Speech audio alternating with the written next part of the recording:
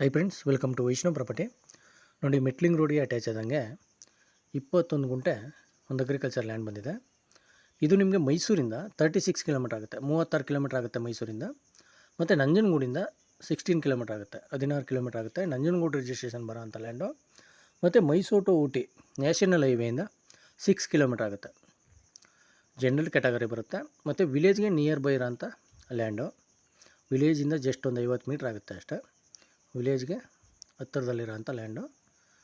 ಮತ್ತು ಒಳ್ಳೆ box ಟೈಪಲ್ಲಿದೆ land, red soil ಬರುತ್ತೆ. ಮತ್ತು ಅಲ್ಲಿ ಏನು ಬಾಳೆ ಕಾಣಿಸ್ತಾ ಇದೆಯಲ್ಲ, ಅಲ್ಲಿಂದ ಇಲ್ಲಿಗೆ ನಿಮಗೆ ವಾಟರ್ ಸಪ್ಲೈ ಮಾಡಿಕೊಡ್ತಾರೆ. ಅಂದರೆ 20 ಗುಂಟೆ ಲ್ಯಾಂಡ್ಗೆ ವಾಟರ್ ಸಪ್ಲೈ ಮಾಡಿಕೊಡ್ತಾರೆ. ನೀವೇನು ಬೇಕಾದ್ರೂ ಅಗ್ರಿಕಲ್ಚರ್ ಮಾಡ್ಬೋದು. ನೀವು ಬೋರ್ವೆಲ್ ತೆಗಿಸೋ ಅವಶ್ಯಕತೆ ಇಲ್ಲ, ಸರ್ವಿಸ್ ತಗೊಳ್ಳೋ ಅವಶ್ಯಕತೆ ಇಲ್ಲ.